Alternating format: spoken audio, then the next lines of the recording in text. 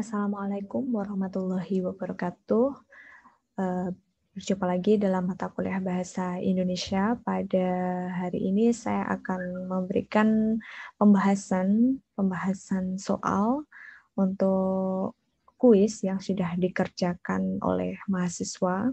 Karena nanti pada pertemuan 16, yaitu pertemuan terakhir, akan ada ujian UAS dalam bentuk pilihan ganda.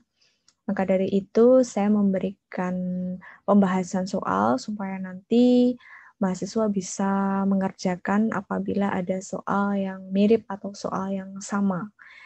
Nah, sebenarnya soal kuis-kuis yang sudah saya share, ini sebenarnya bisa dikerjakan oleh mahasiswa dengan cara melihat PUEBI, Pedoman Umum Ejaan Bahasa Indonesia yang sudah saya share, atau kalian bisa mendownloadnya di internet.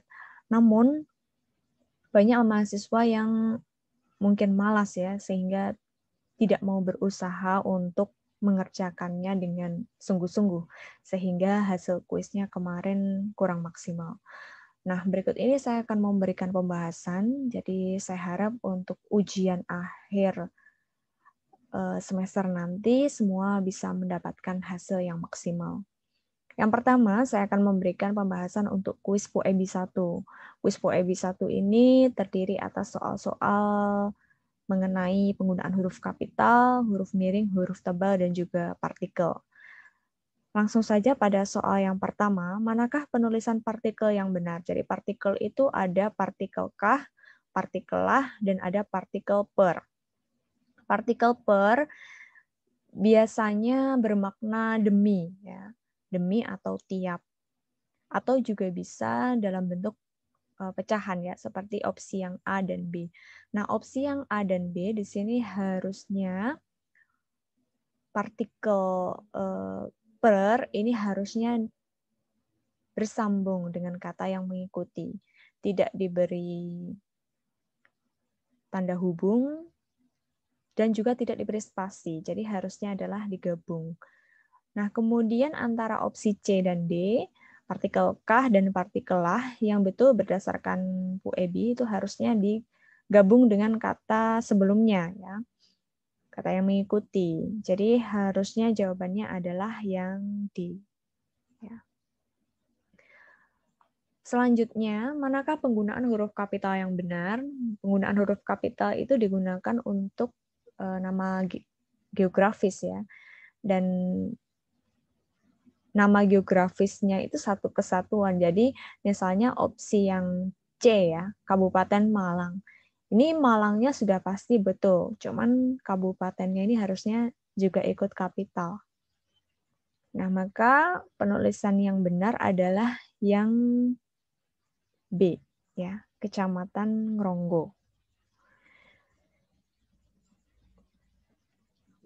Nah, opsi yang D dan juga yang E, yang keempat dan kelima ini harusnya huruf G harusnya kapital. Begitu juga dengan yang opsi yang terakhir. Selanjutnya, manakah penulisan partikel yang benar? Nah, penulisan partikel yang benar kembali lagi dengan soal partikel ya. Nah, tadi sudah saya beri pembahasannya ya. Yang betul adalah digabung dengan kata yang mengikuti. Tetapi untuk partikel yang bermakna demi atau tiap, maka yang betul dia adalah dipisah dengan kata yang mengikuti. Maka jawabannya adalah yang D.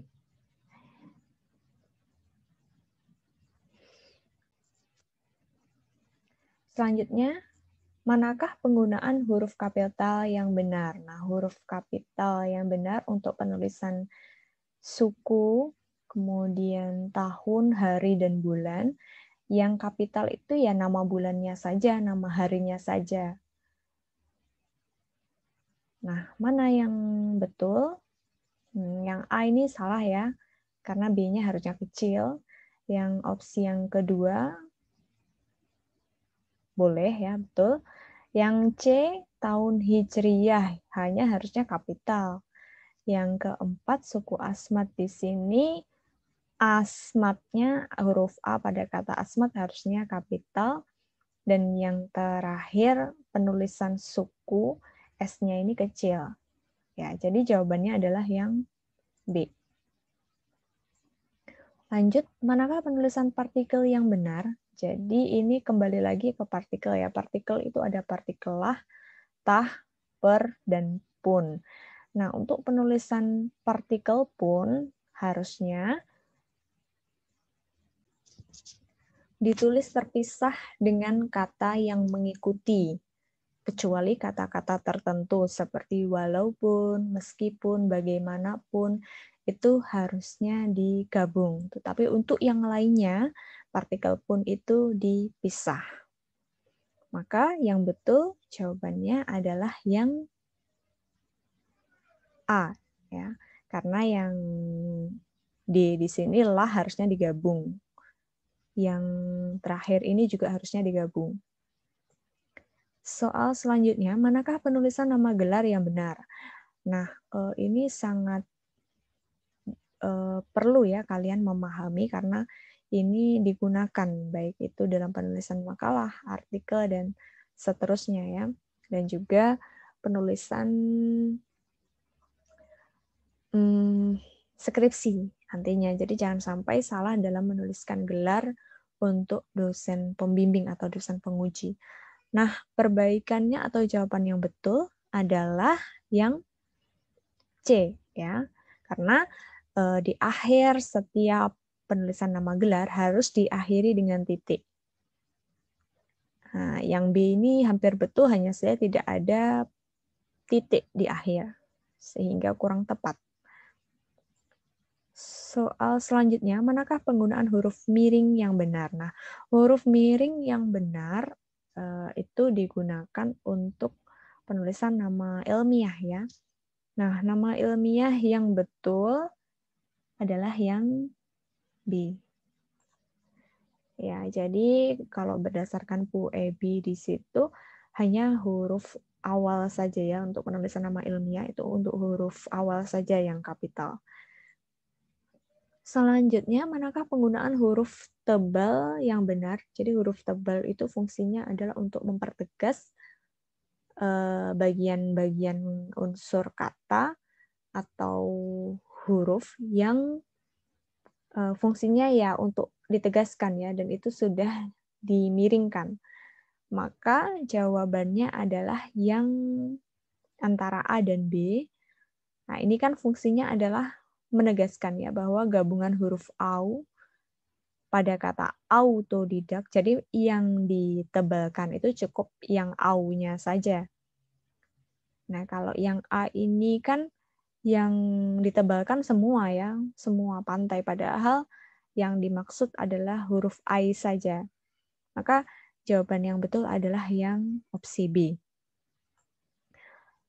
Manakah penggunaan huruf kapital yang benar? Jadi ini masih pada penggunaan huruf kapital untuk nama geografis, harusnya adalah ditulis kapital semua di awal kata ya. Nah, ini kenapa salah ya Pulau Bali? Jadi huruf P pada kata pulau harusnya juga kapital karena ini satu kesatuan. Selat Karimata, huruf K pada Karimata harusnya kapital. Dan seterusnya. Soal yang terakhir, huruf miring tidak dipakai untuk penulisan. Huruf miring tidak dipakai untuk penulisan nama majalah dipakai, nama ilmiah dipakai, judul buku dipakai, kata asing juga dipakai. Ini maksudnya judul buku di sini adalah judul buku yang terdapat pada kutipan teks ya. Maka yang salah adalah yang C. Jadi untuk nama gelar tidak perlu dicetak miring. Baik, itu saja. Jika betul, tentu saja skornya adalah 100 ya, seperti ini. Jadi untuk kuis menggunakan Google Form ini saya langsung ya. Jadi tidak bisa dibohongi. Saya tidak perlu mengoreksi, Tapi tetap saya rekap ya berapa hasil skornya, termasuk ketika UAS nantinya juga menggunakan sistem seperti ini. Jadi kalau nilainya 100 ya, kalau betul semua ya nilainya 100 begitu. Baik, itu saja pembahasan dari saya untuk kuis PUEB 1. Kalian bisa lebih banyak belajar ya, lebih banyak melatih kemampuan kalian dalam penggunaan huruf kapital, huruf miring, huruf tebal, dan partikel. Tentu saja dengan cara menerapkannya dalam penulisan makalah, penulisan artikel, dan penulisan karya tulis ilmiah yang lain. Terima kasih, semoga bermanfaat. Wassalamualaikum warahmatullahi wabarakatuh.